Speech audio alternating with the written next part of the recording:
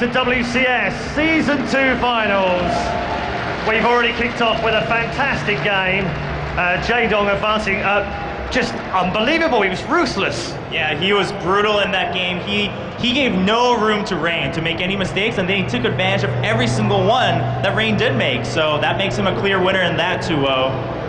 Very impressive matchup. But what about the other one, Paul? Yeah, well, in the other game, in fact, let's show you the bracket as to how it's worked out, because in the other game, MC has come through against Welmu, but not as straightforward as many would have predicted. It was a 2-1 victory in the end, so tight matchup for him. And now we get the battle of MC versus Jaedong. Couple of big fan favorites. I'm very excited for this matchup between Jaedong and MC. MC, like you said, Paul, had to go a little bit further to take that first win, but nonetheless, a win is a win. That momentum carries through, and both of these guys now, you can rest so well tonight if you win this match. You don't have to worry about that final matchup tomorrow morning. It's going to be a great move for whoever wins, really. Yeah, no, you make a valid point. Let's show you the next matchup that we've got. It is the winner's match. And it's going to be MC versus Jaedong, as you can see on your screen. Both Koreans, of course, and both multiple champions in the past. There's no real need to introduce them, but we're going to do it anyway. Chobra. All right, well, let's kick it off with the first player we're going to meet, everyone. Those of you guys here, we just saw him on stage with a brilliant 2-0 against Rain. It's going to be none other than Jaedong.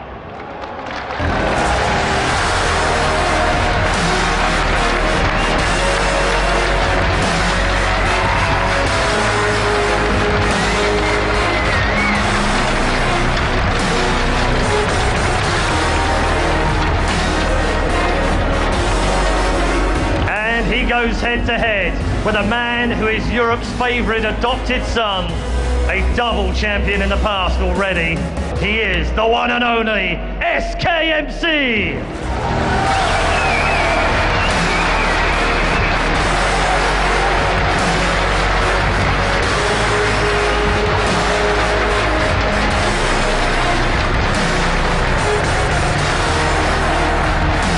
Okay, time to get our game faces on. This is the winner's final. The winner takes their place in the quarter-final.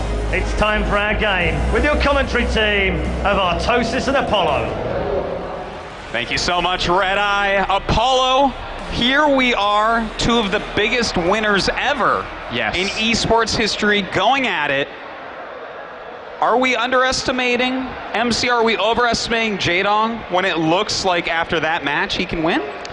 Jaedong looked incredible versus Rain, but this is the boss toss here. This is SKMC, who's had a difficult 2013 so far, but is rising back with his results. Yeah. He got to a semi-final, the Intel Extreme Masters Shanghai, not too long ago, and that was when he really perked up again. And throughout that tournament, I'd like to remind you, he did beat Jaedong on the way to that semi-final, 2-1. That's true, but with how Jaedong just played against Rain, who is definitely people would consider right now a step above MC, it's looking like Jaedong may be able to knock MC out this time. I think Jaedong is a favorite here for this series, but we'll see how games can go. As we expected, and a lot of other people did as well, that Rain would be able to beat Jaedong, but that didn't happen.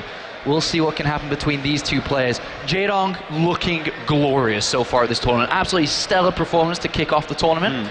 And we'll see if MC can do just as well as he did, because I heard he played pretty well against Welmu as well, closing up that game 2-1, and now we are here sitting in the winner's match. Well, I would say that MC is a player that always plays his best. This guy has been on that stage more times than anybody. Yeah. He travels the most, he's won the most tournaments, he's won the most money.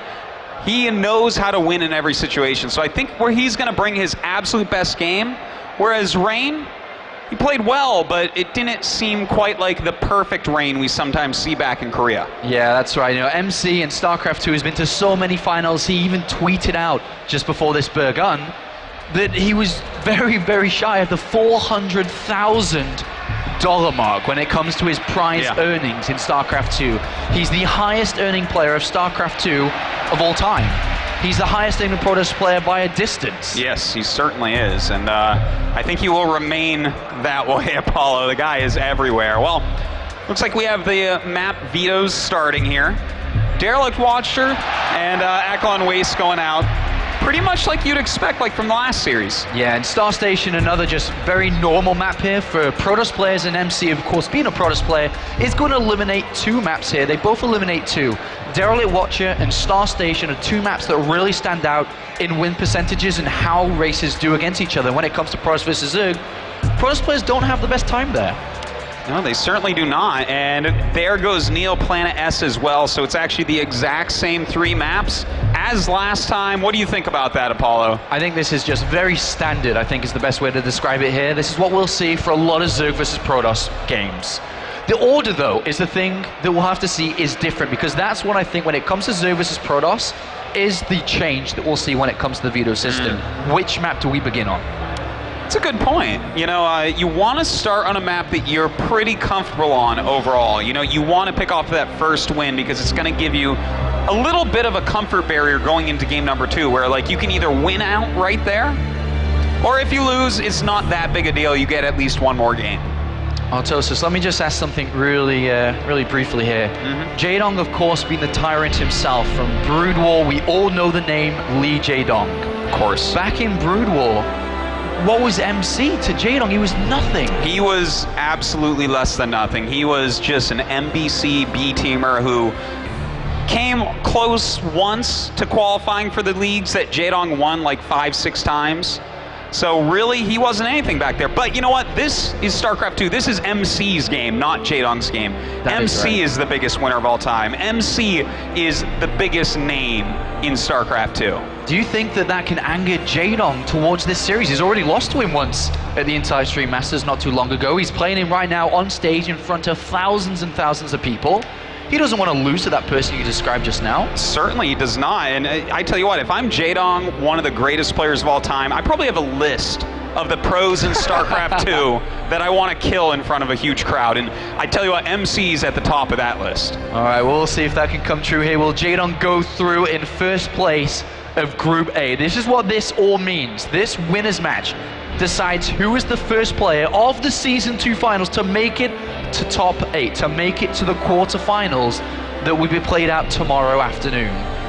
One of these players just gets to win it, take a rest and chill out, disappear, and just think about tomorrow's games, where the other player will have to face off against the winner of Rain and Wellmu that are playing the losers match at the same time. Well, we'll see how they do in that one, but first we have to figure out who actually wins this. Our first map, Apollo, Newkirk Precinct. Changed up from Belshir Vestige, where Jaedong played previously. It's about as different a map as you can get from Belshir Vestige. This is a map where if we go into the extreme long game, swarm hosts become an issue for Protoss, so they're going to want to kill you before the extreme endgame. And it's SKMC, man, one of the most aggressive Protoss players there is, ever been, actually, when I think about it. And MC described in a winner's interview, or a pre-game interview, I think it was, in the Premier League of Europe, he said, "My downfall is that I'm too aggressive. I'm overly aggressive. And it causes losses." I would have to agree with that. Sometimes he overextends with his attacks, just counting on his own micro too much, but if Jaedong can scout, once again, what MC is doing early on, it's going to be a good place for him.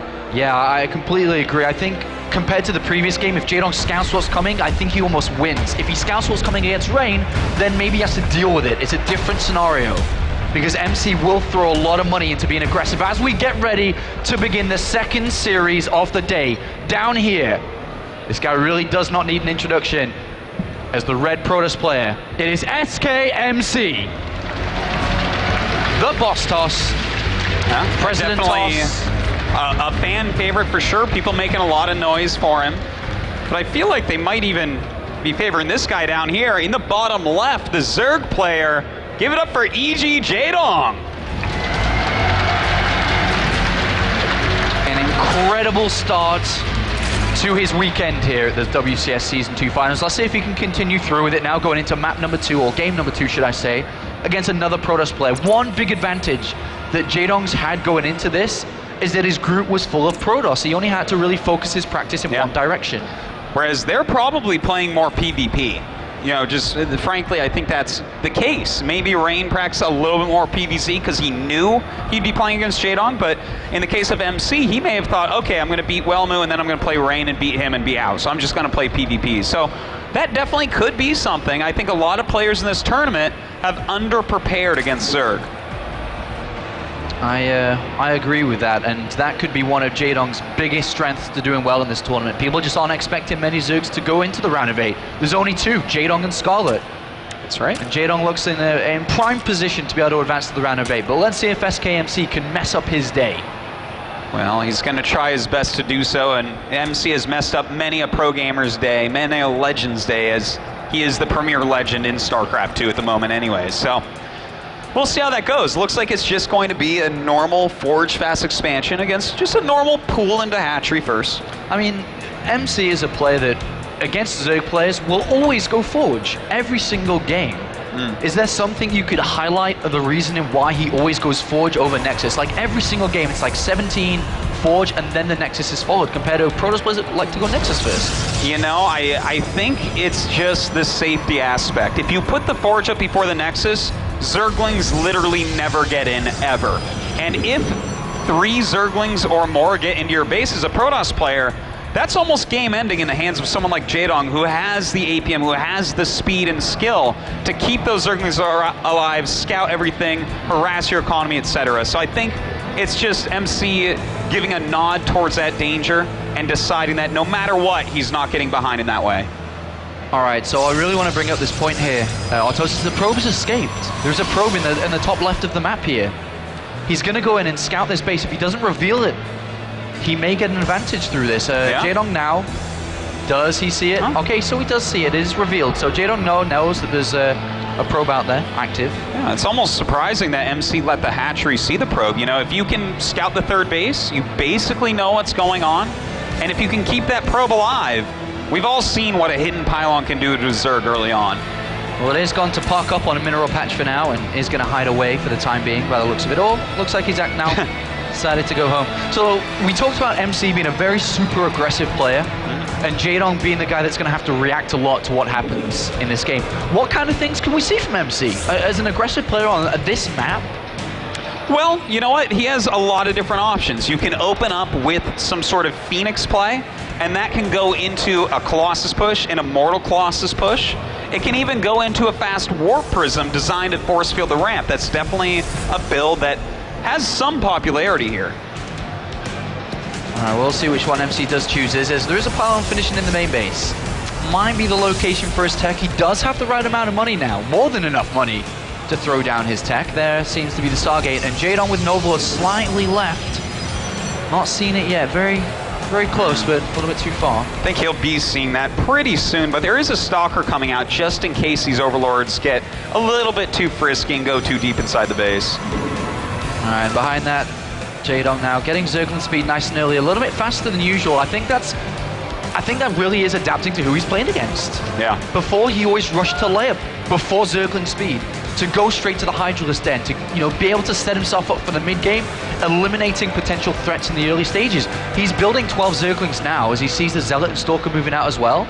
Well, this shows the pure brilliance that Jaedong is, Apollo. He knows the difference between the players. MC is a player, you have to worry about him in the early to late mid-game, whereas Rain, that's a player that starts to get scary in the late mid-game, but really, in a longer game, is going to do better. So Jaedong is just kind of adapting himself, and oh my god. Is he going to counterattack? It hasn't been seen. Neither of the players know about this. I think is Jaedong going to come back, or does he counterattack? I'm feeling counterattack, which is why the first thing I said was counterattack. It's open. It is open, but I think he's going to put a probe there. He's about to have a sentry as well. Oh, this could be big. But if those Zerglings get into the main. Don't forget there's an Oracle on the way, Apollo. And with these units, the Speedling's coming up, starting to surround these units. Some nice micro there by MC. Jaedong's got to deal with this counter. Well, he's going to deal with this counterattack, but likewise, he needs to deal with an Oracle inside his main base. He's dealing with the Zealot Stalker, but I really don't think he's anticipating the Oracle. He comes in and immediately is going to target down a Queen here. And I don't even know what happened to the counterattack Zerglings. They were on the third base. They haven't got into the mineral line. They're just chilling there, and in fact come up to help surround these Stalkers. You should end up getting all the Stalkers, but in the meantime, we do have the Oracle dealing some reasonable damage. And the Queen is going to take out the Oracle here, but not before killing a couple of drones there. And now the sentry set up. I think that could have been a lot worse for MC.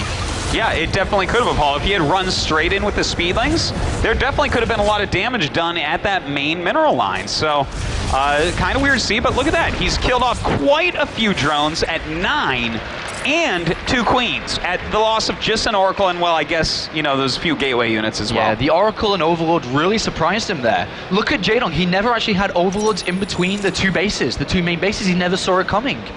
Never saw it coming, and that did hurt him a little bit.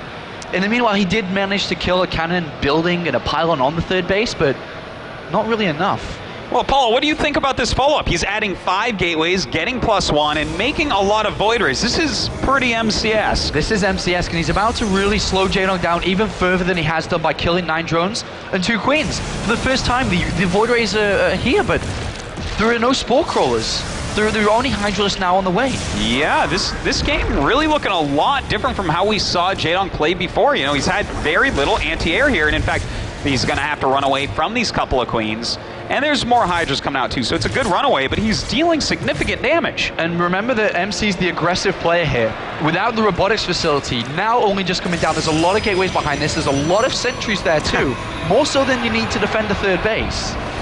You know, do you think he's going to go for an attack? He does have a lot of gateways. I think so, Autosis. With +1 attack near completion, 3 or 4 void rays with his army as well. Yeah. Sure, he'll maybe expand behind this. I definitely feel he will, but he has what it takes to push out here and do a bit of damage potentially.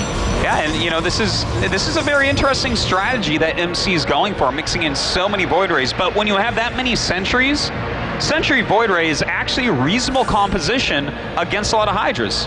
Well, a counterattack launch there by Jaedong couldn't quite get into the natural, but we aren't seeing MC move out at all. He's staying on his 3rd base, protecting it. Is he waiting for cannons to complete? Surely he has to go with the gateway count and the void ray count he has. Well, you know what? I love the move that we're seeing right here, Apollo. Coming over with this many void rays and a mothership core with a recall and a time warp. He can get in here, and if the Hydras aren't right there, he would do a lot of damage. Now, unfortunately for MC, the Hydras are right there, so he's going to have to turn around, but the threat of moves like this is going to keep Jaedong very defensive. Oh, almost picked off the mothership core there, didn't quite just get away back to the natural. Yeah. But MC, I mean, what do you think of his build here with adding on a lot of gateways, a lot of ground units, but only really delaying his tech until now? Robotics Bay only just now finishing up, which is very late compared to, let's say, Rain, who went very, very early with the robotics facility. It's a very weird build, but MC can make anything work at all. He could probably go carriers and make that work. But right now, Jaedong actually going for a Nidus Worm. Oh my god, he's going to be popping out a lot of queens and hydras here. Those void rays are going to be almost worthless, but there are a lot of sentries. To deal with it there before this begins? Does MC have what it takes? I think he does. If he hits his force fields right, throws down a Nexus cannon, which he does have enough energy for, he should be able to hold this off with 7 gateways behind. All right, well, here come the Hydralisks and the Zerglings. There's no cannons on the left-hand side.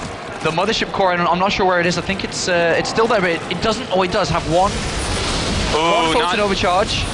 I don't know how much I like those force fields. He's way out in a huge arced area, and that is a lot of Hydras with a lot of surface area. He does have to pull back for now, but not as many force fields left over. Look at the Queens. A couple of Queens coming in there, transfusing where they can. The Nexus now being targeted down here. Jaedong, he's targeting down the Nexus. As MC has to get in there. Well, that Colossus is starting to deal a lot of damage. In fact, the unit's being taken out so quickly for Zerg here. It looks like MC may be able to just hold, but those Queens tanking beautifully. Tanking beautifully. MC continuing to hold on for now. Jaedong's forces are running thin. Extra units are coming in here, but the Bostos with the Colossus to the back here still holding on with a couple of new reinforcements which should be coming in momentarily as the warp gates now turn on again. He's holding. He is, in fact, holding, but let's not forget, he lost basically all of his Void Rays except for one, and then most of his sentries, so the attack still did at least some damage. It's not like Jaedong's dead now that he did that attack and it didn't kill the Nexus. Yeah, he doesn't have a super high drone count. He's now just adding on a couple of extra ones. He was down at 66, which isn't really the optimal drone count for the income he could have now spread across these bases. Yeah. But one big point is the Spire is on its way again. Do you think it's going to be mutas? Yes. I have to say I think that this is going to be mutalisks. I agree. With Void Rays and Colossus together with minimal ground units overall to deal with air, and Void Rays are not the best against Mulus either. When the amount of gas he's got backed up here, this makes for a very powerful switch. He's keeping MC pretty busy, and he doesn't really have the best anti-Muta army. He's sure he has +2 attack on the way, and he has Blink done already. But on a map like this, the mobility of the Mutalisk is going to force MC to either Super Turtle or go into a base trade. Jaedong trying counterattacks every other minute here, trying to get into that natural with those Zerglings, not being allowed to. And MC now making a Warp Prism, Autosis. Well, he's getting his +2 attack on the way. He may feel this is his time. Yes, I think you're completely right there, Apollo. He is going to be moving out, and 18 Mutas on the way. Now, does Jaedong take this group of units and try to engage the army, or does he just go ahead into a base trade? I think he goes base trade here. If he keeps on fighting against these units with the reinforcements that will continue to come through, and they will continue to come, and at the same time MC dealing damage to the economy of Jaedong, I think this is a counterattack. He's got to be careful. He doesn't want to rally out any Mutalists into that army. Okay, very good job pulling them back. You know, if he can get enough Mutas out, he could get to that critical mass that wins base trades. In the meantime, the unit's running around. You're right, Apollo. It looks like we're going to see these two players just go all out and try to kill each other. All right, well, this is going to be an interesting turn to the end. Oh, the recall happens from MC. He goes back to defend. What Jaedong was moving out to do. He goes right to his main base. Well, that tells us that MC is probably just going to make a lot more units, maybe max out completely, and then move out again. Yeah, he's going to play this very defensive from here. With Blink done too, he's going to have the mobility against these Mutalisks. Yeah, and in fact, he's getting a Templar Archive, so he wants to get the type of army that you just literally can't kill with Mutalisks. Maybe some Archons, some Psystorm, a bunch of Blink Stalkers, good upgrades. Nice reactions there from MC. Blinks forward, gets one Mutalisk down, and already defending his third base. I think oh, that's actually a nice pick off there. One Colossus. Very nice. The decision to pull back and recall instead of continue forward from MC could have been game-winning here.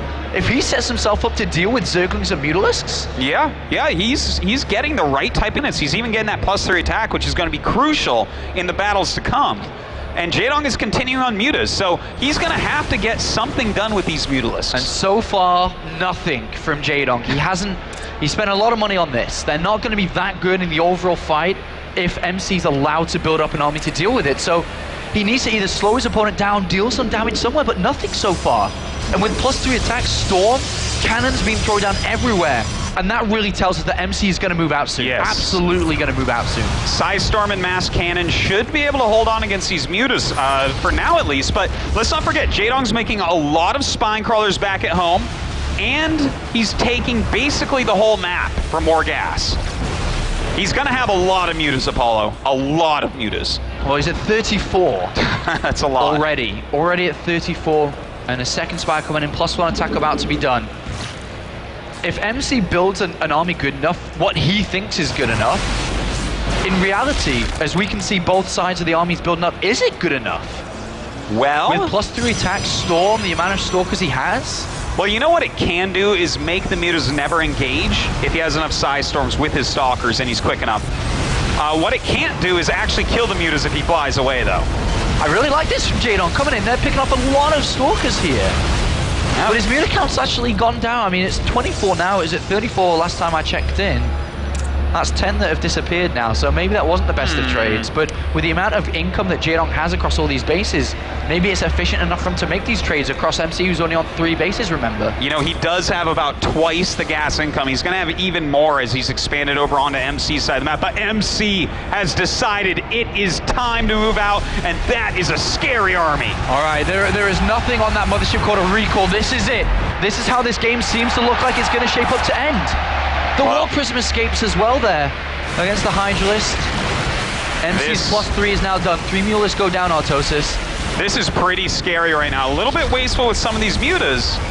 And MC moving forward now. He has a lot of Psystorms in this army. That army is going to be so hard to kill. He's really counting these Spine Crawlers to slow him down. In the meantime, we do have Jaedong going with a counterattack back into the third base. Oh, that's a lot of cannons. He's targeting down the pylons. One set get turned off. The second set get turned off. And the Mutalisk doing damage along Zerglings there. Picking up a couple of Stalkers. One Storm goes down. And the Muta's actually pummeling through this third base area, but they have eaten some Storms, they have taken some additional damage, and is he actually killing MC's base quick enough? Well, I'm not sure, because right now Jaedong seems to be like, all right, I'm going to kill the third, I'm going to really slow down his income, hurt him, and then I'm going to come back with everything together maybe. With 10 more Mutalisks in the production, there's 33 out. 43 mules he'd go up to now, with protection of spines across his external bases as well. He's making his spines all over the place. He's just trying to slow down these attacks. And look at that, with the Archons in there, with more and more cannons, it's hard for these mutas to really break through. All right, well, Jaedong's going to poke in here. Does he want to continue through? There's a high tempo without Storm there. It's not got Storm. It will get picked off. So does this pylon. Another pylon bringing down two of the cannons. Another one goes down too. And he's got MC supply blocked as well. Let's not forget that, Apollo. A lot of spine crawlers still going up. This is really close right now. It's hard to say who's going to end up winning this. I don't know. The Templar Archives is down. Gateways being turned off. Pylons. Eventually, Jaedong will have to go back to meet this army, but when does he choose to do so? MC still has a higher army supply, 111 to 95. He certainly does, but he cannot refill it either. It's going to be easier for Jaedong to make a few more units, and he is continuing to do so. Now it looks like the mutas are going back. All right, this is it, man. This is when it seems like he's going to go back here. The Stargate goes down, an extra gateway or two. A recall. Oh! Is this a right? Is this? No, this is wrong. This is where, if the mutas actually came back, yeah, they see this. And now Jaedong's like, all right. He's cut off his army in half. It may be in trouble here. He can definitely kill all those stalkers with what he has. He has 44 mutas with at least +2 attack. He actually has +2 attack, 1 armor. He definitely can fly over here and kill off all those stalkers. God, Jaedong, the flying V once again is about to go in there. The stalkers aren't equipped. MC's trying to get across the other side of the map. He's trying to get to his other anti-air. Jaedong dealing so much damage to these stalkers. And realistically, this was the game ender. I think Apollo, he's doing the magic box, spreading out these mutas. Huge amount of side storms all over the place, but there are just too many mutalisks. Jaedong, GG. Wow. Really fantastic play by both sides, Apollo. Jaedong taking 3 maps in a row at this tournament now. 2 against Rain, closing up that series. And now is leading 1-0 against SKMC. But we have to go back to that decision. You can't. Recall, he was nervous. He thought his Nexus on the natural was going to be exploited. Yeah, and you know what? I think it probably would have with 2 Archons, a bunch of cannons. Yeah, that's good, but so are 2-1 Mutalisks, and so are 44 of those. So I understand what he was doing, but you can't recall half of it, because the mutas want you to split up your army so that they can actually win straight up. He's waiting for exactly that moment to win the game. Well, Jaedong seems to have found something he's comfortable with in this matchup, Autosis, and that seems to be the Mutalisks. When do they come in? It's very difficult for a Protoss player to know when the switch is ever going to happen. It can happen immediately after the first 8 to 12 Hydralisks. It can happen right at the end of the game as well. That was a difficult game for MC to play in. You know, this is exactly what I think all of us StarCraft 1 fans always thought we'd see from Jaedong. Games like this, where there's so many Mutalisks, you can't even count them. He's flying through Psy Storms, killing everything off.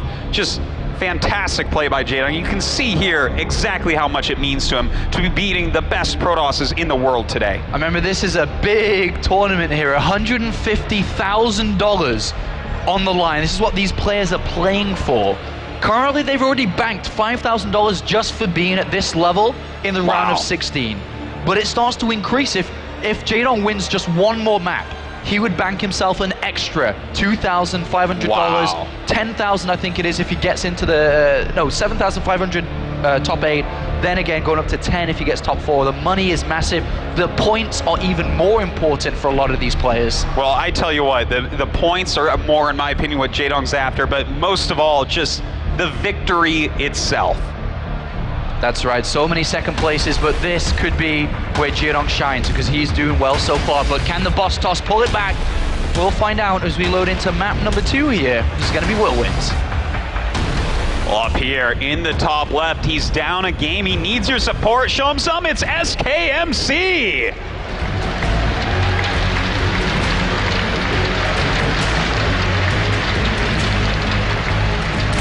And he goes up against the man on the bottom right side of this map, playing as the blue Zerg.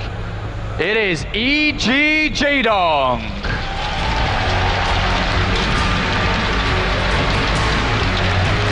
How amazing is this already? The fact that Jaedong is undefeated in this group. He may end up just winning this game, and that's it. Then suddenly we're like, okay, Jaedong is in the round of 8. First place, round of 8. Amazing. A fantastic start here. I hope a lot of you are enjoying it at home and in the audience as well. The WCS Season 2 finals, I don't think it could have started any better. We're having a lot of fun here at Tosis, or at least I am. I'm sure you are as well. No, no fun at all, Apollo. No fun at all. But I'm having a lot of fun. We all are. And yes, these games have been amazing. Our lives have led us to this point, Apollo, where we get to watch the Season 2 finals of StarCraft 2, the greatest game in the world. Does anyone else here agree with me? Is this the greatest game in the whole world? This is up there, Autosis. All right, especially this middle piece of audience. You guys are the best. All right, talk to me though. So, we talked a little bit about how aggressive MC can be. He has double probes out on the map already. One tendency that I have seen from Jaedong, when he wins map number 1 and is against a Protoss on this map, he does like early pulls. Yeah. Which may be the reason for double probes here. It could be. This second probe, this is funny. You know what he's doing? Oh my God, MC, you're so cute. He's waiting for the third hatch and he's gonna cannon it. I think this is what we're gonna see, Apollo. I think, I'm really sneaky. I absolutely agree with you here. There's no other reason for that probe to be there. What job is that probe doing that the other one isn't? And that's going to be the cannon rush. I think so. And I mean, he sees that probe now, and as long as MC continues to show that probe in vision around the natural, poke the hatch and make the Zerglings chase that probe instead of looking for another. And that's exactly what's going on here. MC's hitting that probe. The Zerglings are chasing the wrong one. Oh my God, this could be insane. MC looks like he's getting ready. He might be going ahead and making a find. There it is, Apollo. Sneaky tactics coming out from the boss toss. Now, guys, if this doesn't work, if this cannon rush gets shut down and Jaedong keeps the hatchery, MC is so far behind that he may not win. But if this cannon rush gets a hatchery, Jaedong becomes quite far behind, and MC has a great spot. This Overlord is close, but I don't think it's going to touch it. I don't think the vision will ever go behind the mineral line here. Jaedong has no idea. He's been completely duped. Oh my God, that's so close. He sees it. But does he have enough time to react? No, surely not. 2 cannons? No, he doesn't, Apollo. The Zerglings are coming back as they just see it, but it's too late. The cannons are on the way. Yeah, he's going to have to cancel the hatchery. If he tries to keep that, he's going to be in a lot of trouble. And he's already getting up to take a new one, man. He already realizes the cancel is down, and MC pulls off some sneaky little play, canceling a second cannon upon realizing that this is a job well done. It certainly is, and now another thing you have to mention is he has a cannon and a pylon over there. If he wants to, he can follow this up with some Zealot pressure. Now, will he? It's a little bit harder to say, but that pylon isn't going anywhere for a little bit. So talk to me about how this has really impacted Jaedong's game. Why is it so important that MC's done that? Well, Jaedong needs those 3 hatcheries up to have the production, to have the economy, to stop any 2-base pushes that MC does. Now, we do have to say that MC's pushes will be a bit slower because he did do the cannon rush, but overall, not as much slower as Jaedong's production and economy will be. And with MC now getting +1 attack, chrono boosting into the Cybernetics core, there's a pylon that just finished inside the main base. I have a strong feeling that we very well may see some gateways come down in that very location. But he may try to continue pressure through. Jaedong is a smart cookie himself, Apollo. He's making a Roach Warren this early on. I think he realizes that pylon is an issue, and MC is a player that will every time push every advantage he has, one of which being that pylon across the map. Well, let's see, because MC so far has slowed Jaedong down. He's made no mistakes of his own. His build orders crisp with 6 additional gateways coming in. +1 attack on its way. A pylon with a cannon supporting it already, but you said it smartly. The Roach Swarm is already down. Burrow is being researched to help out with units and drones and queens and everything. Jaedong is predicting this follow-up, but doesn't have enough time to deal with it. I don't know. It's a good question. If he, the thing is, there's other pylons going up, so even if he deals with the one with the cannons, he might be caught off guard somewhere else. So this situation, It's so interesting. Jaedong is so smart to be grabbing this burrow and getting that speed and getting roaches out right now. Well, let's see if Jaedong can make the defense. He's very low on drones. He's at 49 drones. A great position to be in because he's not over-droned here. He's identified what's going on. He saw +1 being made. He saw the lack of gas on the natural. He knows it's coming, but can Jaedong stop it? MC's coming to try to tie this series up. I don't know if he's going to be able to, though. Yeah, it's huge in Jaedong's favor. He has a lot of roaches, and MC's going to be a bit heartbroken to see that many roaches already at your third base. And a counterattack is being launched as well by Jaedong. He's escaped with Zerglings. MC doesn't know. Oh, Jaedong running by the wall in speed, almost done. This is going to make MC warp in more units at home. Oh, no. Autosis. There is only one pylon. I believe they call this the in-control pylon, and it's going to be taken down. Oh, it goes down, and the gateways are powered off. All 6 gateways are offline. He's only got one supporting this. This is almost already a win for Jaedong. He has read MC like a book. He has countered every single move MC has made, and MC's push has failed. It has not worked at all. And Jaedong now, with more overlords on the way, more units on the way, he borrows his Zerglings. They can come back out and play afterwards. But look at the forces. Meanwhile, that Jaedong's made himself. Well, 74 to 38. It's ridiculous. 23 roaches, 44 Zerglings. His lair is completed. He's starting to get his evolution chambers. He's making 15 drones in a Hydralisk den. Meanwhile, what does MC really have going for him? His first tech building is about to finish, and we're 10 minutes and 30 seconds into this game. This is a disastrous game here for MC. There's no other way to put it. His pylon's down on the right, his pylon's down on the left. Jaedong has droned up immediately to 62 here. He can actually afford to drone further. He doesn't need to because he doesn't want to overextend himself with his economy, but oh boy, is he in such a wonderful position. What does MC even do here? Does he just go into a 2-base point call in? Is that the choice? Because I'm looking at it, and Jaedong is looking pretty solid. I don't know how you're supposed to kill him from here. Whatever MC chooses, attack or take another base, Jaedong will max out in the next few minutes. He will go to 200 supply, he will add in these Hydralisks, and no matter what, if it's defense or it's him being aggressive, either way, Jaedong's going to make this very, very difficult for MC to play with. And look at that. He's burrowing the Zerglings right before the expansions come out, going to slow him down a bit, going to let him know exactly when MC's trying to take these bases. And if Jaedong wants to, he can actually just go and attack into these. Now that's where it gets a little bit more risky, but there's a good chance that his army will win.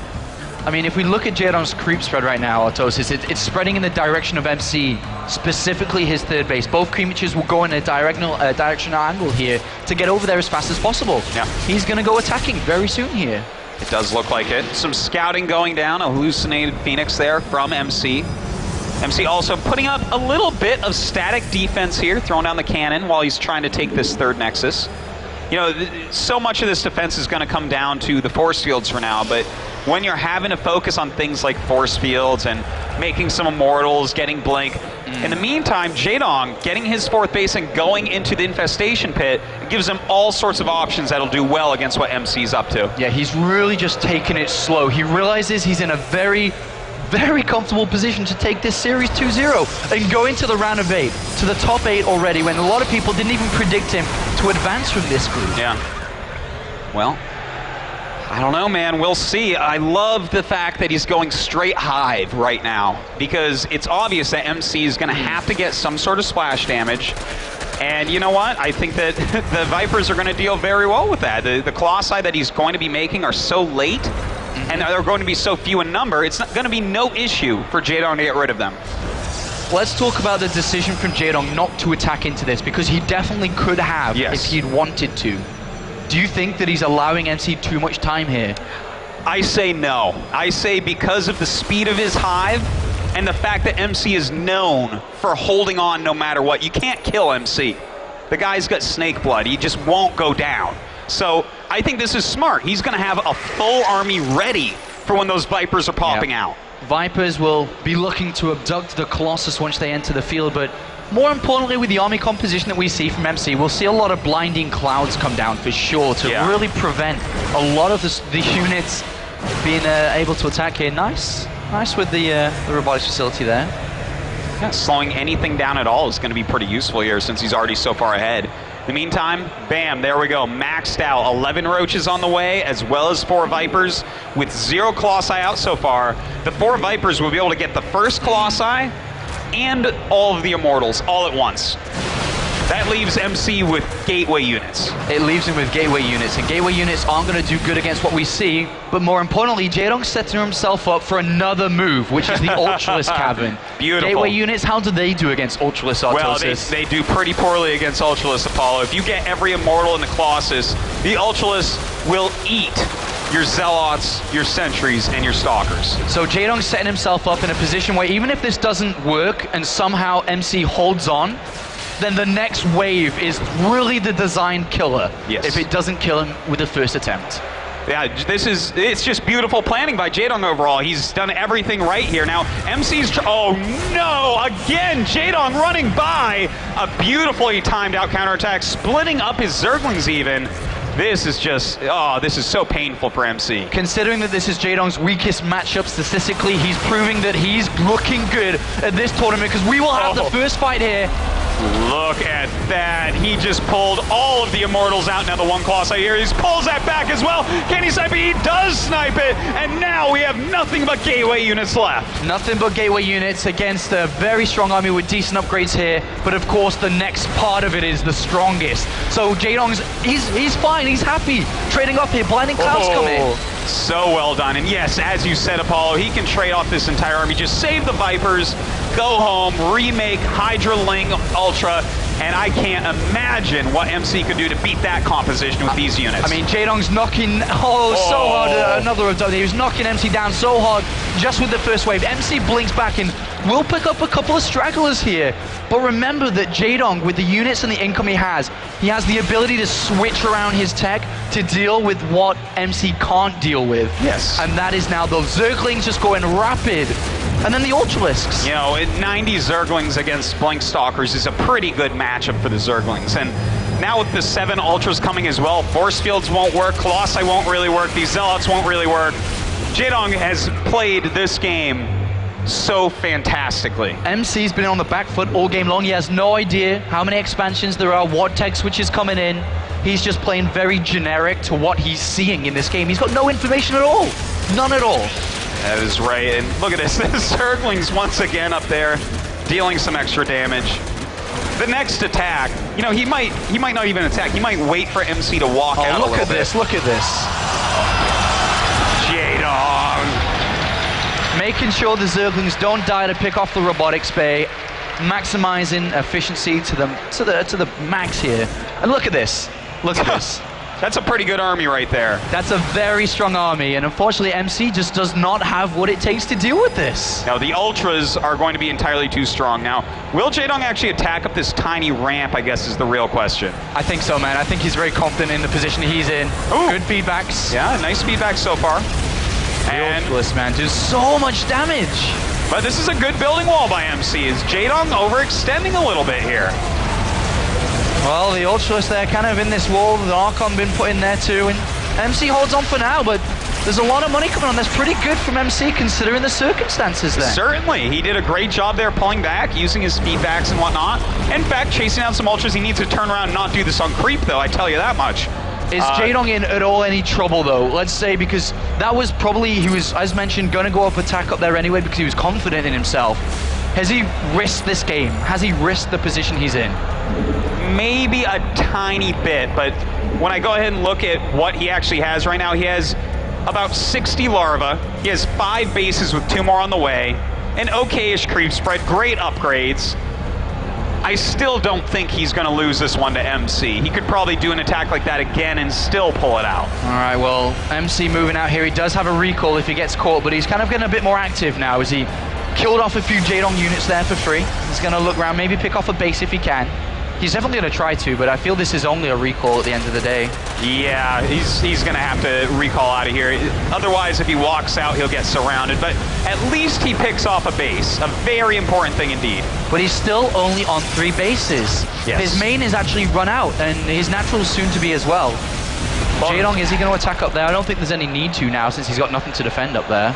You know, and Jaedong is getting double flyer upgrades, so he's ready for another transition. Now this is a little bit messy. You don't want to attack up into such a small position with ultras. Jaedong's getting a little bit too risky for my likes, but his tech switch potential is fantastic. He knows he's forcing Immortals, and against that, he wants to go into Mutalisks. Yeah, so even though Jaedong seems to be having a bit of a harder time picking off his opponent, just look at the amount of money that's in the bank here for Jaedong as he starts to spend it over to Hydralisk and Vipers, but that's only going to continue to increase. The Mutalisk switch is imminent in this game eventually. Yes, it's going to come unless MC dies before then. But which you said it so good before, MC just doesn't die. No, you literally just cannot kill him. You can't get him out of the game because you have to kill all his buildings to get him out. And he won't let you because his micro is so good, his defensive play is so good. He has star sense like no other. And in fact, he realizes, I think, that this is a moment where he needs to be pushing forward a bit. You know at a point like this, as Protoss, that Zerg is banking a lot, and they're going to do a tech switch, so you're going to have to move in and start killing things right away. Jaedong does have a borrowed Zergling on the 4th base of MC as well here, just to slow him down a little bit further. Cannons will have to come down before the Nexus. Well, you do bring up a good point. We do see the Dark Shrine on the way. There's no protection on any of these bases, Artosis. No spores, no spines. And you know what? MC has a good enough bank that he might be able to warp in, 6-7 Dark Templars and kill 3 bases at once. It's a possibility. Wow, Jaedong's going to be very careful here, otherwise this will start to fall away from his grasp. And you know what? That army has no detection with it either. Look, oh, he sees the Dark Shrine now with the Overseer, and immediately spores and spines begin. They have to. Yeah, he needs to get his detection up. He needs some more Overseers around the map. Does not want DTs to walk in and ruin his day when he's played such a brilliant game. All he needs to do is hold on to these bases for a little bit and do his Mutalisks tech switch. Well, here comes another attack from Jaedong here as he does fight into a decent army there. He's not so much clumped up behind cannons and pylons here, so Jaedong does get a lot of damage done, but I think this is the switch he's looking for. Yeah, he's switching now for sure. Yeah, the DTs, whoa, they do a lot of damage. Very quickly. But here's the switch, the 35 Mutalisk switch. Is it enough? Well, 35, yeah, I would say so, Apollo. And in fact, he's taken out some other bases. MC is with a huge amount of Zealots over to the side, but the anti-air that he has right now is simply 9 Stalkers, a High Templar, and 2 Archons. That's not enough for 35 2-2 Mutas. Wow, a big switch here from Jaedong, even though it looked like he just threw away that army. Well, he did just throw away that army. It was that simple. He just threw it away. But here, Archon smart from the DTs. This is good. This is really good. +3 attack Archons, 5 of them. The Mutas can't get near that. They just simply cannot. All right, and the Zerglings are all clumped up there. Then the Mutalisks go in. Archons are going to deal a lot of damage here, but Jaedong may have too much. That is a lot of Mutas and a lot of Zerglings, and it looks like the Mutas may end up being able to take this battle, Apollo. Yes, they do. The Mutalisks not clumped up. The Archons not doing as much damage as MC hoped, but MC is bringing down bases. He's brought down this one. He's brought down another one on the right-hand side, and he is mining from bases back at home. MC is fighting back so strongly. It's amazing, but this is a lot of Mutalisks to deal with, and the big expensive Death Ball army of MC has been taken out. It's going to be very hard to remake an army that good. All right, MC, if he wants to try to keep in this game, he needs to go now. Jaedong knows this is his time to win the game with these Mutalisks. He's still got a mining base in the bottom left of this map, which MC has no idea about. That is providing extra income for more Mutalisks here. But does MC have the time? He's got the better income. But does he have the time to build an anti-air army? I don't know that he does, Apollo. He's making as many Stalkers, High Templars, and Archons as he can, as well as some cannons. But is that going to be enough? This many Mutas can just fly around those units. They aren't mobile enough on a map like Whirlwind. 2 Storms available. 1 comes down, second one comes down. Great Storms there. That is a lot of damage on those Mutas, and he does get out. So okay so far by Jaedong, but he has to be careful, because if he loses that clump of Mutas, the game is over. Very, much closer game than we expected this game to turn out to. And well, this undefended base, 1 single DT is going to ruin Jaedong's time here, and that's the only base he has mining at this point. I get scared every time I see a storm like that, Apollo. It could kill so much. Jaedong is being careful, though, not losing too many Mutas yet. Nice blink up. Losing a little bit there. Still fighting a little bit as well. 28 Mutalisks. The DT in the bottom left, though, needs to get to work here every second that this DT gives Jaedong. Every second that MC gives Jaedong there. That's an extra Muta almost. It is important that he takes out that base, and the DT is going to go to work down there. So this is a painful spot for Jaedong. MC may have come back here somehow, but those mutas are healing up. He's coming back in for another swipe and killing quite a few probes. Yeah, killing quite a few probes here, and Jaedong does re-expand to a different location. But still, MC mining off 2 bases. The time that he needs is being given. He's catching up in supply here. MC could make a serious big comeback in this game. That he could, and that he is really, Apollo. He was so far behind for so long, but Jaedong just a bit too wasteful with those ultralisk-based armies. I wonder, what is Jaedong going to do from here, Apollo? I mean, this is hard to even... He's long-distance mining at what used to be his 3rd base. And a couple of DTs there with nothing to protect it either could hurt Jaedong a little bit more here. As well, these ones have been spotted, a couple of Zealots and the DT. Jaedong did manage to save his base in the bottom left. Yeah, that's actually very important. He needs that base up in mining. Mutas are very expensive to keep producing, and in fact, he's going for a couple of Vipers right now. Do you think that that's going to be for some Blinding Cloud with the mutas? Yes, I do think so. Sick. Well, we'll see if that works out for him. Of course, he can throw that out on the cannons, he can throw it down on the Stalkers, or underneath the mutas where the Stalkers are going to want to blink. It's a smart move to throw those in. They're definitely going to be worth more than the amount of gas it costs for mutas. I really think that Jaedong needs to start, as well, keep on defending as well as he is, but start trading off some hit points of his Mulus, which will regenerate over time, to trade off for units and energy on High Templar that obviously aren't going to regenerate. Of course, the energy will on the High Templars, but if he can pick off a couple of Stalkers and Archon or something. Well, we'll see what he can do with that. You know, there is that +3 attack, which I get so scared of when I see mutas go in, but 2-2 on the mutas is still a huge heal. And here we go, the mutas flying in, and once again to the 4th base of MC, trying to take out his gas. Does take one out. They eat a little bit of a storm, but not too bad. Ooh, another one. A little bit better that time by MC. But didn't really lose any Mutalisk there. I don't think he lost a single one, so he did trade off a bit of his health there. And that is the type of move he needs to do. Keep MC at home, trade off, kill some economy, kill some units here and there. But it does make him vulnerable to counterattacks if MC was to bounce out like this, because the Mulus is still regenerating. They're not ready to fight properly yet. Yeah, in fact, I would say space is dead because those mutas do have so much damage on them. He can't quite engage yet, but I don't think MC can quite go down to kill the next base. Well, Jaedong with the Mulus now coming from behind. He may decide to come and flank this army.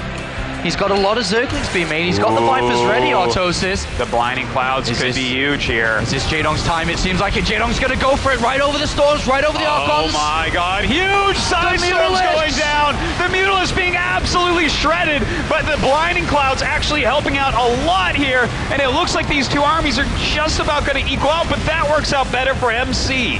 Wow, that was such a big trade-off by both players there. A massive trade-off. Jaedong only down to 9 Mulus. MC, I think that was one of the better fights he could have taken if that played over many times. Yeah, he did a fantastic job there, Paul. And in the meantime, Zealots down here at Jaedong's other base. Jaedong's starting to get into a lot of trouble. He's replacing most of his army with Zerglings. Not sure how well it's going to do against a lot of Zealots and Archons. Oh, I think MC may be able to do this, man. The supplies are so close now.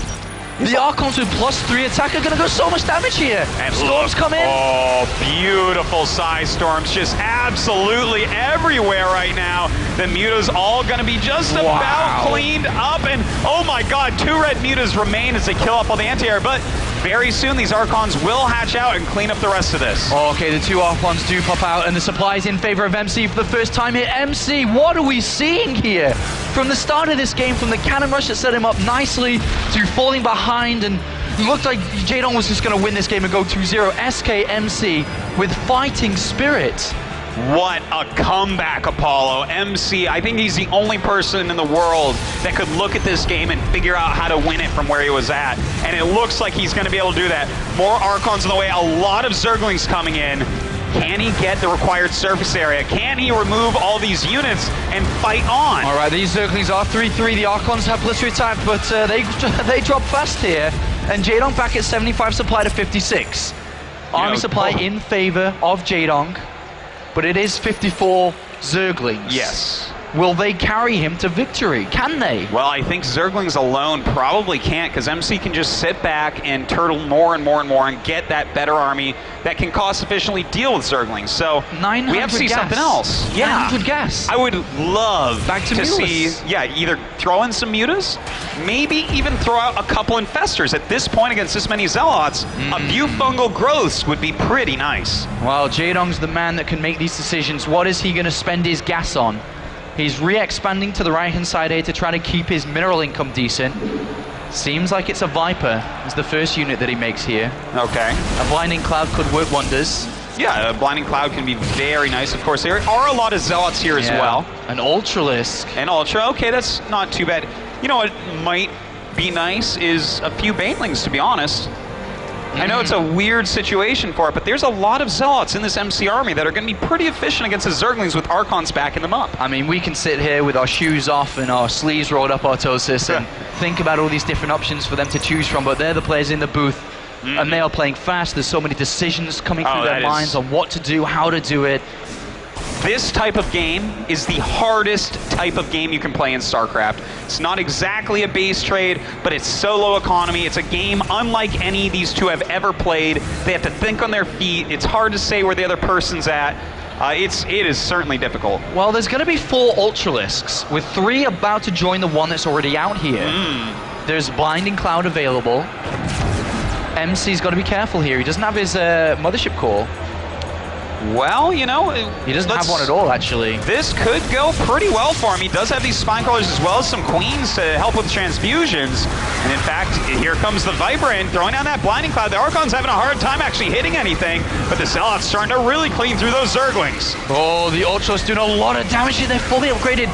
Now the first one's taking a bit of damage. It is going to... Oh, Transfuse comes in on that middle. Oh, another one, and Jaedong keeps it alive. Oh my god, somehow, someway, those 2 Mutas still adding to the fight as well. And this last Archon looks like it will be taken down. Jaedong with another beautiful hold. What? This game is absolutely unbelievable. MC's not mining from that left base anymore. He's only mining from the north one, and it doesn't have that many minerals left on it. Oh my god, look at this. Jaedong, after losing this hatchery, not really mining. MC very soon, not really mining. Jaedong does have the better army, but MC has more minerals to get. So this is, it is impossible to say who's going to win from here. It's now 6 Ultralisks. 5 Ultralisks. Yes. As one gets stuck there, unfortunately. That's a bit of a mistake there from Jaedong, but 5 Ultralisks. 2 Mulas still being useful in this game. You said it right. They're coming in, they're still helping. They've still got +2 attack. Every little bit of damage helps. That is so true when you're using even your last 2 Mutalis as a big part of your army. But Jaedong is not mining at this moment, though. No, that's the big problem. He's only got 15, 25 minerals. His income is almost nil.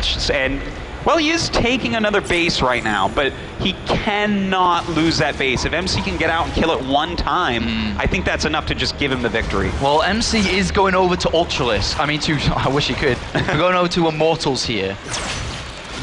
Well, you know what? That's a good choice, because the Ultras really are the backbone of this army. And if he targets down, even with transfuses, Immortals end up beating Ultralisk pretty quickly. Especially if he has a good chunk of units in the front of these Immortals. Zealots, Archons, great. Keep those Zerglings away, and they do a fantastic job because they just do not die very quickly. So if we weigh up the armies now, Autosis, hold that thought, because Jaedong may go in here. He's got to be careful to attack up these ramps. There's a lot of cannons around and so on. You know, it's such a... he does not want to attack up into there, but... Okay, those are some nice yoinks if he can actually take those out, but this is just an Immortal-based army. MC with some beautiful micro, pulling those Immortals back, targeting them down. The 2 Immortals doing so much damage here! So much damage, and immediately Jaedong just targets them down. The 2 Ultras do survive. One is gonna fall. Oh my god, and how close is this? That went way better for MC than I was expecting right there. I don't think Jaedong should have fought there, maybe. No, I think that was the wrong place and time, but maybe he's getting afraid because his army's getting worse and worse as MC mines more minerals than him. All right, 10 Zerglings. 2 Zealots and a High Templar being warped in. Oh my god. Well, he still has that Ultra. It's definitely going to help, and in fact... Doesn't want to lose that Ultralisk. That is an expensive unit. Certainly is, and you know what, he is backing up. Those Zerglings are going to be needed. You know what? He may use drones here, Autosis. He may have to use his drones in the battle, which is kind of crazy to even think, but he's not going to. He's actually just going after this Immortal, but the Immortal killing off that last Ultralisk with only Zerglings on the way. I don't know if Jaedong can hold on any longer. I don't think he can. He's been evacuated. That's his only mining base now, and the drones are getting targeted down as well. With only 10 Zerglings on the way, MC takes a 74-76 supply to 29 advantage. The army supplied 34 after such a game, 43 minutes of this game. It does not feel like it, Apollo. It does not feel like it at all. And in fact, MC is not mine. He's just this long distance mining. The Zerglings coming in, cleaning up quite a bit. But Jaedong's army is terrible. 21 Zerglings is his army, and those cannot beat what's left here. And now only 17 with a few more dying off there. An Archon being made. MC has played an absolutely remarkable game to pull this back in. A phenomenal game. I cannot believe, I don't think Jaedong believes it. This is the comeback of the year, I would say. I cannot even believe that MC has fought back when Jaedong early on killed that pylon, destroyed the rush, didn't lose his hatchery to the cannon. Everything Jaedong did was so brilliant. He even got those 2-2 upgrades for a huge Mutalisk switch, but MC fought on so bravely, and at this point, I mean, Jaedong is still killing units, but he just doesn't have what it takes to finish this off. Oh man, he sees the army. He knows he's not building anything more. He knows that army can never be beaten. He's long distance mining. What is Jaedong going through at this point? What is he trying to think of? Where does he think he can go? Well, where does he think he can go from this position? If MC throws down a Nexus, which I don't even know if he wants to at this point, because I think he realizes how far ahead he is himself. Now at this point, he can just walk across the map. His cannons can't even be killed. Look how many units have been killed in this game. Oh my god, 72 Mutas were killed in this game. That's 20 Ultras, 11 Vipers. 26 Archons have been killed. This is like stats that I've never even seen. Oh my god. Unbelievable. And Jaedong's up to 450 minerals. Let's have a look at this army. It's actually 2 Archons and 2 Stalkers. Could 6 Mutalisks do it? 6 Mutalisks? You know what? 6 Mutalisks might do it? If he magic boxes, catches them off guard a little bit, maybe. Oh, he's just spending money on a hatchery.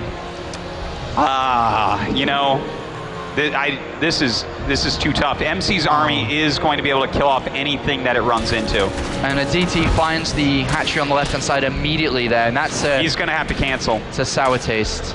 Yeah, but the 3 remaining Zerglings over on this side of the map are killing off a lot of probes. This is actually a big deal.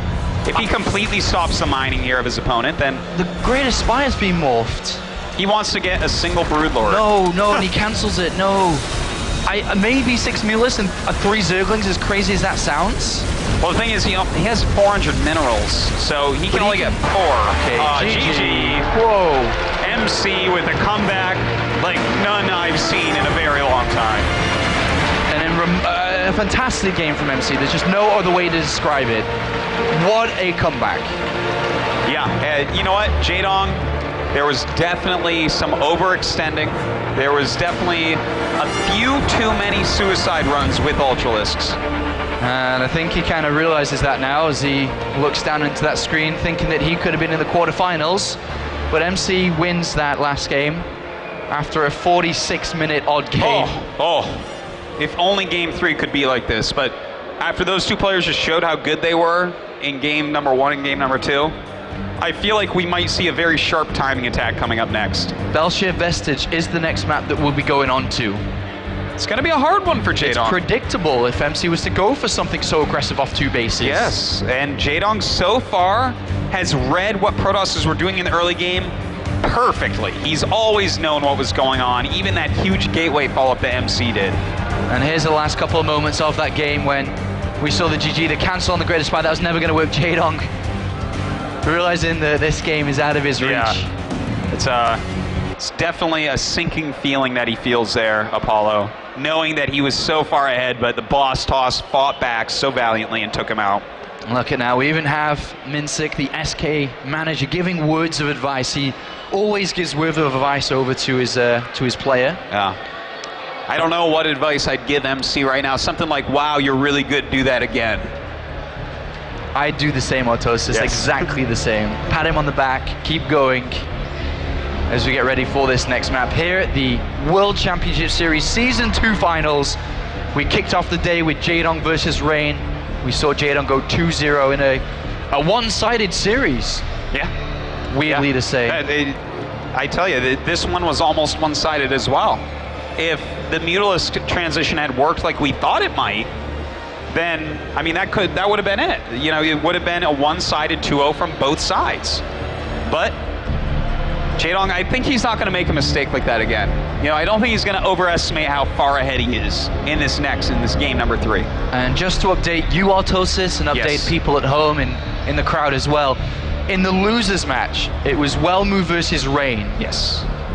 Rain won 2-1. Well, you know, Wellmu doing a great job here this weekend. Even though he's out first in the whole tournament, taking a game off MC and taking a game off Rain is pretty phenomenal.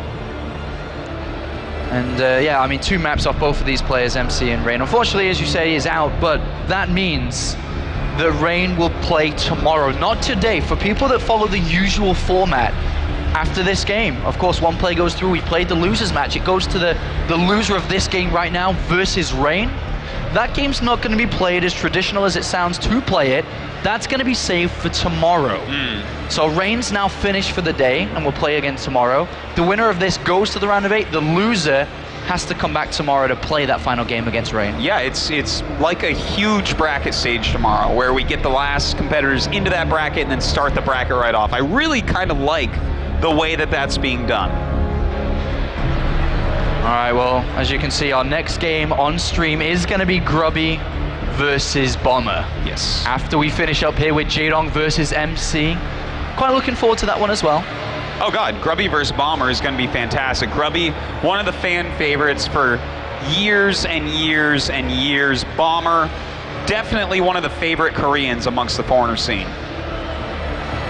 And Jaedong was, for you wondering why we haven't jumped into the next map, he was asking for air conditioning to be turned back on in his booth as he turned it off before things got heated after that last map, Autosis. I understand. When I lose any game, I have to turn my fan on. Your body temperature goes up. You're like, you know, maybe I should have won. Yeah. And Jaedong definitely has to be just a little bit embarrassed about losing that one when he had that huge lead. I mean, he dealt with it so well. He read his opponent so well from the very get-go.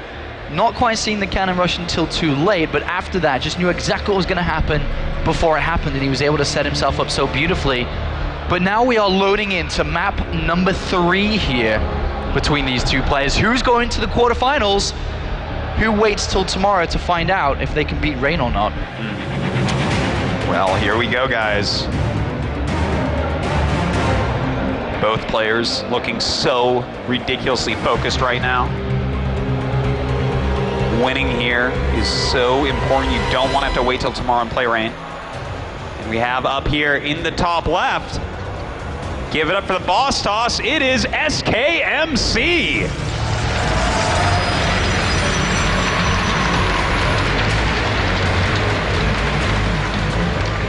And down here, as the blue Zerg, one more time, it is EG Jaedong. Over these last few months, Autosis casting alongside of yourself, we've said that name many a time. We certainly have. Jaedong has been on, you know, he's been around the world, really. He's been playing a lot of events everywhere and doing a fantastic job. He does better and better and better and gets closer to winning each event, to the point where, you know, he should at this event, if he follows suit with what he's been doing, end up winning. We'll see. This would be the ultimate stage for him to win on. Season 2 finals. Oh yeah. That would just be perfect, and I think he'd almost forget all those second places he had over the last few months just to win this very one. But let's talk about MCs changing things up here. I think this is a very good decision to make. You know, he's been going for that early forge. He's even mixing a cannon rush. And when you've been playing like that, and it's Belshire Vestige of all maps, your opponent will not go hatchery first. They just will not do it. They're smarter than that. So he's taken all that into consideration and is opening up with a build that's bad against a hatchery first build, which is a gateway expand. And I love the amount of aggressive options that just this build displays. Because when Jaedong goes over here now, and sees, oh, wait a minute, there is no forge, and in a moment's time he'll see there's no nexus either. And this will automatically put Jaedong, well, it'll surround Jaedong in question marks to what's going on, especially against a player like MC. Yeah. Well, I don't know. What do you think MC is going to end up doing here, Apollo? What type of opening do you like with the gateway expansion against a Zerg like Jaedong? Well, I do like to be slightly aggressive myself, to put a bit of pressure on towards that third base, but I don't think MC would do that, because this isn't just a normal game here. I think he's portraying potential aggression and will make sure that Jaedong is very strict on how he sets his build up. He has to take an extractor. I think he may be very cautious with his drone production. Yeah. And at the end of the day, that's almost a win for MC. He may not even need to be aggressive. Yeah, you know what? This is the smart move by Jaedong. If MC were to get aggressive and Jaedong skipped that speed and he over-droned and he took that third base, MC would get a kill on it. And losing that third as a Zerg player, that's almost just a death sentence right there. But that Zergling sees a lot of chrono boost in the Nexus, and that just adds to the story of how scary this build can be, because if all those chrono boosts get thrown into the cyber core now, gateways would have come down, whatever he was decided to go for. Jaedong doesn't know yet. He doesn't know. Well, he's going to have to keep his scouting up. He does have overlords in pretty good spots to see what's going on. And it looks like MC is going to wall in with some gateways here, and he definitely does need a wall because we do have speed already on the way. Well, so far, all that chrono boost has only been in the Nexus, and we'll keep track of that as Jaedong does get Zergling speed himself as the main reason for getting that extractor. And we'll take a third base himself shortly, just playing it very slowly, having a look over the natural extra gateways coming down, but they weren't rushed down. Yeah.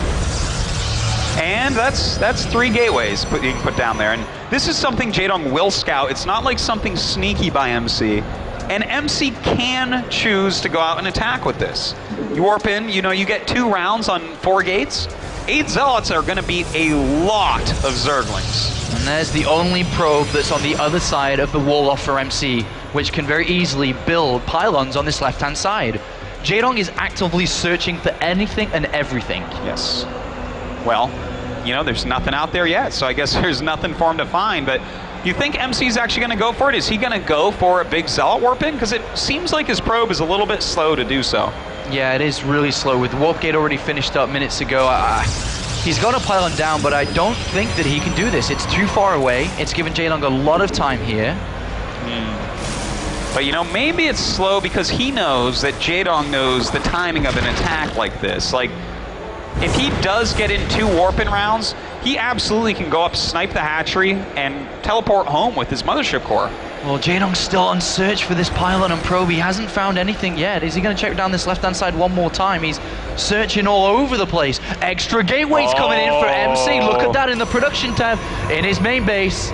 Well, he's moving out with a pretty strong army so far. That's a lot of sentries in there, Apollo. Now, we do have roaches on the way for Jaedong. We do have speed out already. Jaedong on the natural sees chrono boost going into the gateways. He sees no gases. He has to know what's going on now. Without any doubt, Apollo, I think you're right. Jaedong, is he going to counterattack, though? He also knows that that wall-in is pretty weak right now with only a single sentry, but I think he needs every unit to try to hold this attack. All right, he's going to go for the pylon. There's another one further down, so he will potentially try to bring one down. I don't think he saw the back one here. There's a lot of units. 1 sentry, 1 at a time. Yeah, got 1 there. Very well done. Now we do have some force fields going down, and the roach is starting to come up. Can Jaedong actually stop all these sentries? Oh! And I tell you what, this is some really good force fields coming down. He's got to be careful. He doesn't want to lose that mothership core, though. Oh, and he's going to lose it. But does MC have enough? There's a lot of force fields coming down. He's really running out of force fields. A lot of units are on the way here. Jaedong keeps on bringing in units, but likewise does MC. More and more units are being warped in here. You know, those force fields working out actually for Jaedong at the end there. Now, we do have a lot of roaches being warped in. Not that many force fields left. In fact, no force fields left now, so those sentries are just weak units. And is he going to be able to actually hold this? This is a lot of speedlings and roaches coming. It's a lot of units. Another sentry comes back. I think that was actually from the wall. It was to prevent counterattacks. And upon realizing that, he brings everything down here. MC microing as much as he can. Jaedong likewise trying to do the same.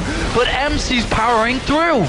MC is indeed Apollo. Still more units being made by Jaedong, but there's a very good chance he's going to be able to get this hatchery. Oh, and Jaedong doesn't really want to lose that hatchery. A transfuse comes down on one of these units. He's continuing to try to hold, to try to keep going. But look at this, the hatchery now going down under half health. The supply's so close. And remember, throughout all of this, the income's been hurt for Jaedong. It hasn't for MC. I tell you what, that is very true, but Jaedong is starting to get a really big supply what a force here. field. Oh, that was beautiful. The Zealots pinning everything against that force field and the Vespene Geyser. And for sure, he's going to get this hatchery going ahead, targeting it down. But there's a lot of units out for Jaedong. I don't know that these Protoss units are going to get home. All right, what we'll see as Jaedong continues to micro. This fight's been going on for a long few minutes. The last sentry does come down, but more units are being warped in. Jaedong's continuing to make units as well, streaming them across. A lot of these roaches are low health. Well, he's trying to just kill off this entire army. More speedlings coming in as well, but Jaedong finally starting to pull back. He's taken a lot of damage, Apollo, and from here, MC, well, he's still warping in a lot of units. Is he just going to continue this push? Well, roach speed is on its way, and more roaches are coming in here. Remember, Jaedong's still got 41 drones across 2 bases. He hasn't lost any drones in this. He evacuated very early. Sure, he's not mining. He doesn't have that extra production, but is MC overcommitting? Can he still do it? I think this might be overcommitting, but the Zealot's getting good surface area on those Zerglings. A lot of roaches. And those roaches going to be able to clean this up. It looks like I think MC has overcommitted a little bit here. And that could give Jaedong a chance to come back in. And the roaches dancing around the Zealots to get to the Stalkers here. The Queen survives at the back, and Jaedong continues to march forward. He knows that the damage output's coming from the Stalkers if he dances around the Zealots, but 4 more Stalkers come in. But more and more roaches are coming in. Another transfuse goes down. And yeah, this is actually an issue. There's no larva left. He's actually really low on larva and can't even produce more units right now. Finally, some are coming up, and in fact, the Queens are going to be targeted down as well. But he may have enough roaches, especially with speed finishing. 7 it more looks like roaches. he'll hold. 7 more roaches. Jaedong's taking the supply lead, 77 to 57. He's getting to the Stalkers. 2 go down here. 4 Zealots are going to drop pretty fast as well. The Mothership Core comes in one more time here. But Jaedong's dancing around the Zealots. He's bringing all the Stalkers off. That's right. The speed on the roach is really helping him out now. This attack for MC, I would say, is pretty over. He's going to go ahead and get this hatch one more time. But, oh, this is... I feel like he needs to stop warping in units down here. Oh, he's continuing to do it. He wants to keep on powering in through. I'm losing my words because I can't believe that Jaedong, this fight's been going on for like 5 minutes now between the two, and Jaedong is edging forward. He's going to push the Mothership Core back again with 7 more roaches. His lava injects, his Queens. And look at this, once again the hatchery going up. Jaedong says, I am taking this base no matter what. His Queen's coming up. The Mothership Core gonna die once again. And Jaedong's gonna do it. He's gonna push us back. No units can be warped in here. That one Zealot's just a waste, I feel there. And MC down in supply, and Jaedong, what a struggle, but what a hold. A fantastic hold, but I feel like MC may have overdone that a bit, Apollo. You know, he doesn't really have tech behind this. He's lost every unit. He's been warping so long, and you know, Jaedong has slowly but surely been teching during this. And one thing is just the resilience from Jaedong, never to give up. He lost his third. A lot of Zerg players just quit there, right then, but he kept on going. He pushed himself back to 2 bases. Even his second base was getting pushed back. Well, Apollo, you're MC in this position, and you're playing against a Jaedong that you know has more tech, who's taking his 3rd base again. What type of tech do you want to go for? Oh, yeah, at this point, you're low in economy. You need to utilize everything you've got. It's either you just go with a +1 attack and go again, maybe Twilight Council for Blink to make sure you can really use the Stalk as well. But you can't focus on anything other than, you know, maximizing the efficiency of your units. Yeah. You're not going to have the sheer amount. Uh-oh, MC right now walking out. Both his sentries going down. Some Stalkers being picked off as well. Some really nice micro here by Jaedong. And forces MC back in. And I think this is what this game might just look like from now on. MC trying to come out and Jaedong pushing him back. Jaedong's about to go up to 60 drones across 3 bases. He's starting his Hydralisk production. At the moment, it is only gateway units. Yeah. Roach Hydra against gateway units is very strong indeed. MC just really needs something else. And, you know, he's starting to buy a lot of sentries, but he's lost so many so far. And by buying sentries, that says, hey, I can't really buy a lot of other high gas units or upgrades. And well, 13 sentries have been lost in this game. That's a lot of sentries. 66 roaches. It's a lot of roaches been lost as well as 72 Zerglings. It is. But you know what? I'm liking the position for Jaedong much more than MC here, and I think he is too, and I think MC realizes this. But this is like the last game that we saw. MC, it doesn't matter what position he's in. He knows what to do. He has a plan, and he'll execute it as good as anyone in the world could.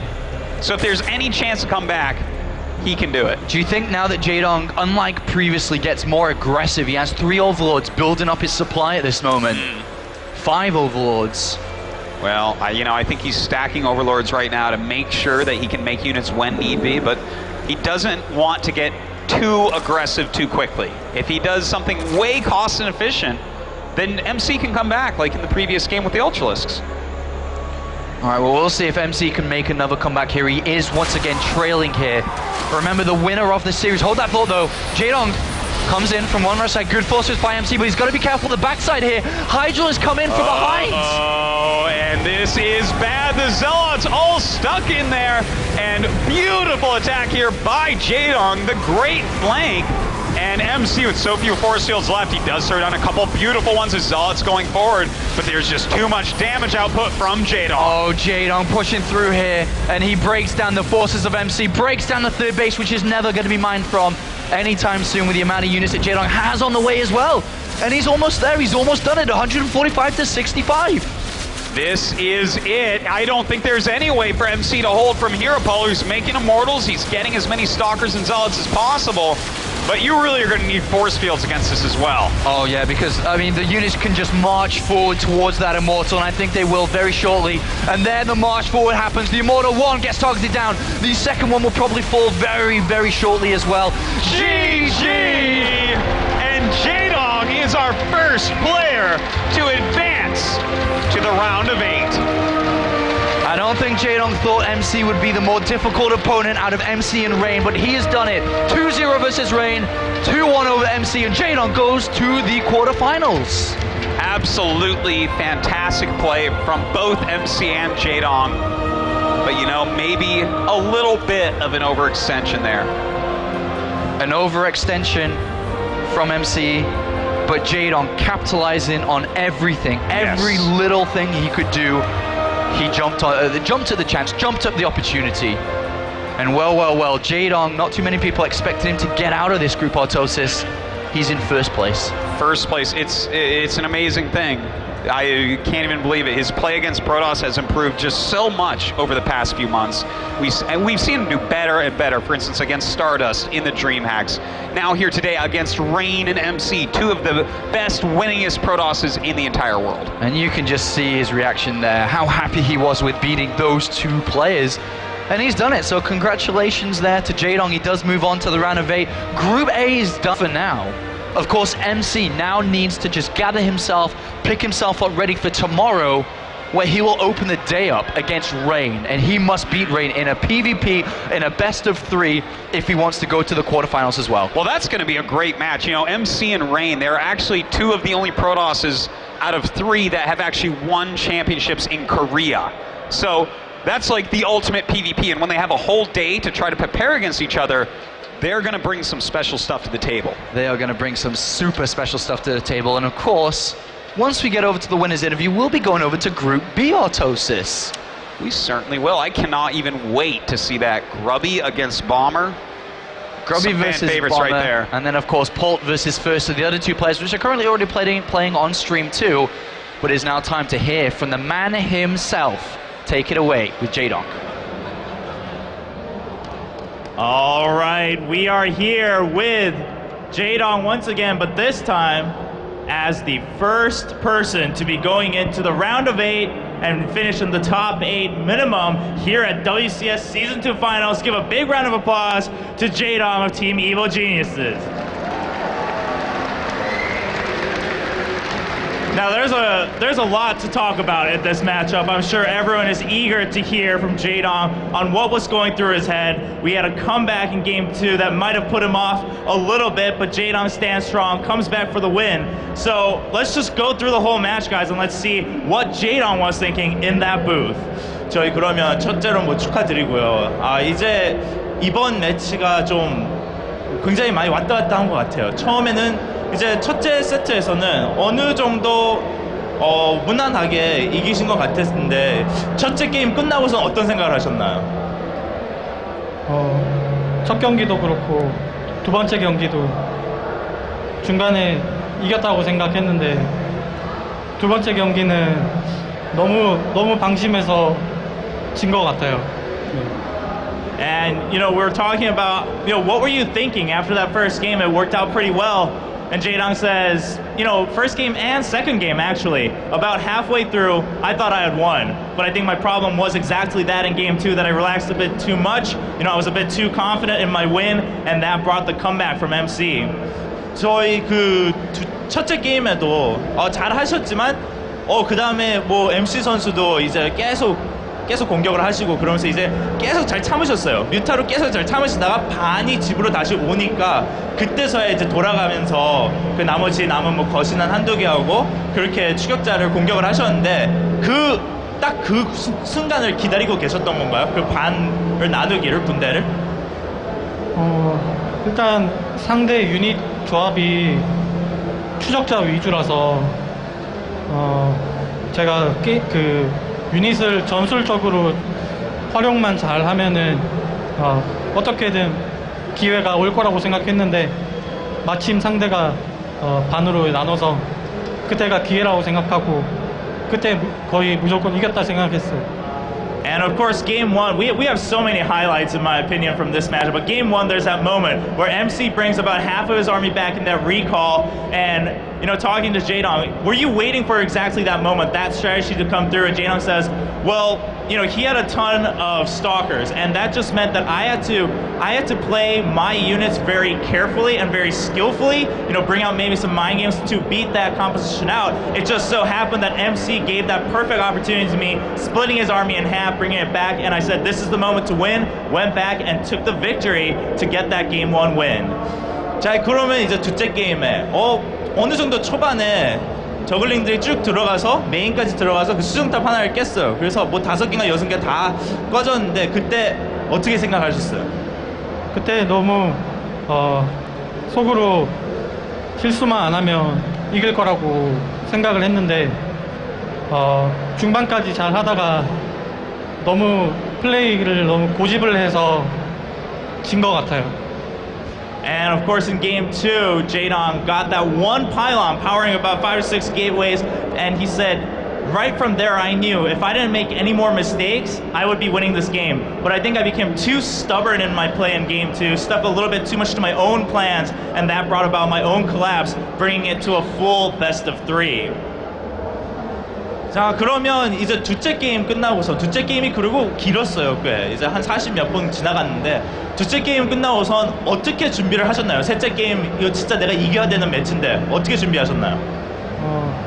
그냥 두 번째 게임도 제가 실수를 너무 많이 했기 때문에 패배를 했다고 생각을 하고 세 번째 경기에서는 그냥 하던 대로 집중만 잘 하면은 제가 이길 거라고 생각하고 그냥 편하게 했어요. 그럼 그 둘째 게임 끝나고도 어느 정도 그냥 시간만 잠깐 쉬면 그 정도 다시 집중력이 돌아오세요? 네, 마인드 컨트롤 했어요. 그 두 번째 게임 아쉽게 졌지만 그냥 빨리 잊어버리려고 했습니다. And talking about how that game 2 loss affected Jaedong, Jaedong says, what it is for me, we have Grubby walking by in the backstage, but Jaedong says, what it was for me, it was a loss. I had to move on, and I just said, you know what, forget it. This isn't the time to think about it. Not think about game 2 at all. Just focus and actually relax a lot more. Play in a more comfortable setting for game 3, leading to a win. 자, 그러면 이번 WCS 결승 첫째로 이제 8강에 진출을 하셨는데 소감 한마디만 말씀해 주세요.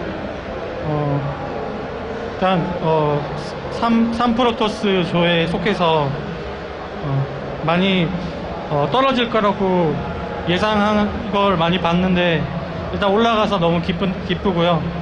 최대한 그러니까 제 실력을 많이 보여드릴 수 있도록 즐기겠습니다. 네. Alright, well, first guy moving on to the round of 8, Jaedong says, I know a lot of you guys, I know a lot of people expected me to actually get knocked out because I was up against 3 Protoss.